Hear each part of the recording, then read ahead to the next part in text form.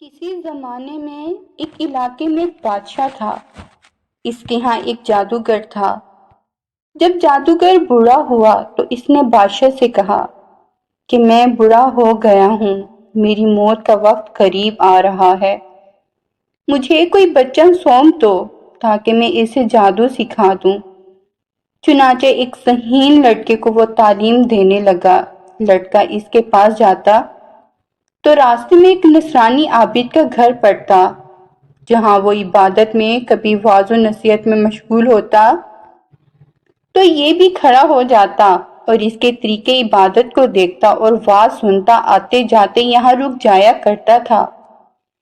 جادوگر بھی مارتا اور ماں باپ بھی، کیونکہ وہاں بھی دیر سے پہنچتا اور یہاں بھی دیر میں آتا۔ ایک دن اس بچے نے عابد کے سامنے یہ شکایت بیان کی۔ عابد نے کہا، جب جادوگر تم سے پوچھے کہ دیر کیوں لگی تو کہنا کہ راستے میں دیر ہو جاتی ہے۔ یوں ہی ایک زمانہ گزر گیا اور ایک طرف تو وہ جادوگر جادو سیکھتا رہا، دوسری طرف کلام اللہ اور دین اللہ سیکھتا رہا۔ ایک دن یہ دیکھتا ہے کہ ایک راستے میں ایک زبردست ہیبت ناک سانپ پڑا ہے، لوگوں کی آمد و رفت بند کر رکھی ہے۔ ادھر والے ادھر اور ادھر والے ادھر، سب لوگ ادھر ادھر پریشان کھڑے ہیں۔ اس نے سوچا کہ آج موقع ہے، میں امتحان کر لوں، نصرانی عابد کا دین خدا کو پسند ہے یا جادوگر کا۔ اس نے ایک پتھر اٹھایا اور یہ کہہ کر اس پر پھینکا کہ خدایا، تیرے نزدیک عابد کا دین اور اس کی تعلیم جادوگر کی تعلیم سے محبوب ہے، تو اس جانور کو اس پتھر سے ہلاک کر دے تاکہ اس بلا سے نجات پا سکیں۔ وہ جانور مر گیا، لوگوں کا آنا جانا شروع ہو گیا۔ پھر جا کر عابد کو خبر دی۔ اس نے کہا، پیارے بچے، تم مجھ سے افضل ہے، اب خدا کی طرف سے تیری آزمائش ہوگی، اگر ایسا ہو تو میری خبر نہ کرنا۔ اب اس بچے کے پاس حاجت مند لوگوں کا تانتا لگ گیا اور اس کی دعا سے ہر قسم کے بیمار اچھے ہونے لگے۔ بادشاہ کے ایک نبینا وزیر کے کان میں یہ آواز پڑی تو وہ تحفے تحائف لے کر حاضر ہوا اور کہنے لگا، اگر تم مجھے شفا دے دے تو یہ سب میں تجھے دے دوں گا۔ اس نے کہا، شفا میرے ہاتھ میں نہیں ہے، میں کسی کو شفا نہیں دے سکتا، شفا دینے والا تو اللہ واحد لا شریک اعلیٰ ہے۔ اگر تو شرک سے توبہ کر کے اس پر ایمان لانے کا وعدہ کرے تو میں اس سے دعا کروں گا۔ اس نے اقرار کیا، بچے نے اس کے لیے دعا کی، اللہ نے اسے شفا دے دی۔ وہ بادشاہ کے دربار میں آیا اور جس طرح اندھا ہونے سے پہلے کام کرتا تھا کرنے لگا۔ آنکھیں بالکل روشن تھی۔ بادشاہ نے متعجب ہو کر پوچھا کہ تجھے آنکھیں کس نے دیں؟ اس نے کہا، میرے رب نے۔ بادشاہ نے کہا، ہاں یعنی میں نے؟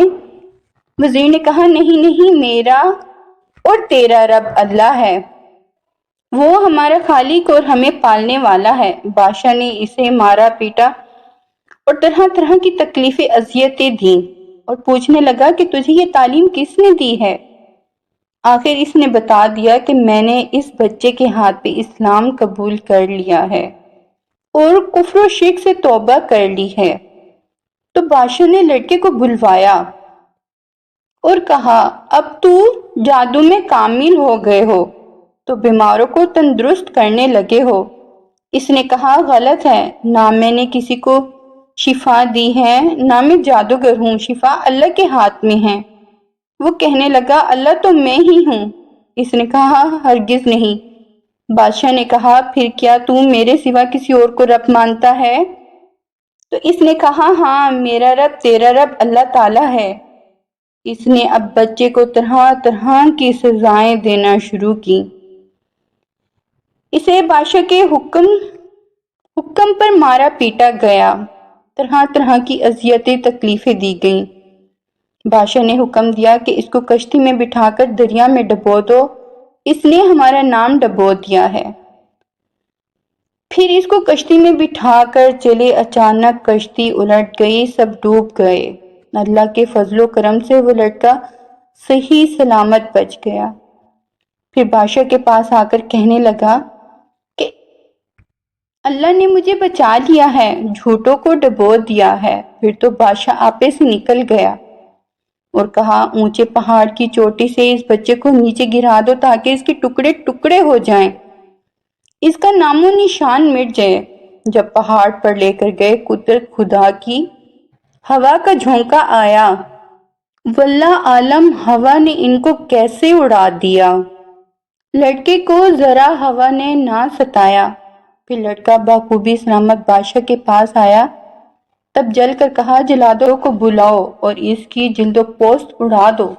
لڑکے نے کہا اپنی جان کھوتا ہے، جی جان کو روتا ہے اور بے فائدہ حماقت بھگتتا ہے۔ اگر تو اور تیرا سارا لشکر جمع ہوگا، میرا ایک بال بھینکا نہ ہو سکے گا۔ اس مصیبت سے نجات منظور ہے تو ایسی تدبیر بلائے طاق رکھ، میرے کہنے پر دھیان رکھ کہ ایک میدان میں سب کو جمع کر اور مجھ کو سولی پر چڑھا دے، اور میرے آگے یہ کہہ کر تیر لگا کہ تجھ کو تیرے خدائے برحق کے نام سے مارتا ہوں، فوراً مر جاؤں گا۔ پس بادشاہ نے جو اپنی تدبیر سے عاجز آ گیا تھا ایسا ہی کیا۔ وہ نادان تھا، دانا لڑکے کی حکمت سے آگاہ نہ تھا کہ جب سارے لشکر اور اہل شہر کے آگے یہ بات کہہ کر تیر مارے گا تو بلا شک اپنے دین کو چھوڑ دے گا اور میرے دین کو سچا بتلاوے گا، تو سب لوگ اس کے دین سے پھر جائیں گے اور میرے حق مذہب پر ایمان لے آئیں گے۔ گویا جان سے گیا مگر جہان تو ایمان سے رہا۔ چنانچہ ایسا ہی ہوا کہ وہ لڑکا تیر سے مارا گیا، لیکن آدھے سے زیادہ لوگ کفر و شرک سے توبہ کر کے اللہ پر ایمان لے آئے۔ سب لڑکے کے غم میں زارا زار رو رہے تھے، چلا رہے تھے۔ جب یہ حال بادشاہ نے دیکھا تو سخت حیران ہو گیا کہ لڑکا تو مر گیا لیکن سب کو مار گیا۔ میری بادشاہت ملت سب کو تہہ بالا کر گیا۔ اس وقت ایک گڑھا 40 ہاتھ گہرا کھدوایا اور اس میں جو لوگ ایماندار تھے ان کو جلایا، مگر ایک عورت بچوں والی تھی، اس کو ہر چند ڈرایا کہ تجھ کو اور تیرے بچوں کو جلا دیں گے، مگر اسلام سے باز نہ آئی۔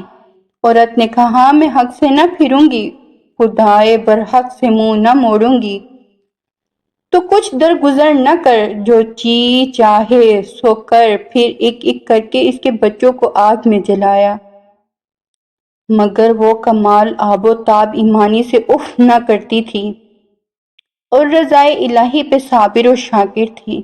جب سب اولاد اس کی جلا دی، گود کے بچے کو بھی جلانے کا ارادہ کیا تو اس جلتی بھنتی ماں نے زور سے چلانا شروع کیا۔ آخر وہ ماں تھی، ایک عورت تھی، چند جگر پارے اس کے جل گئے تھے، مگر اس نے آہ نہ بھری، لیکن گود کے لڑکے کے جلنے سے یکا یک جگر میں آگ بھڑک اٹھی، آپے سے جلتی رہی۔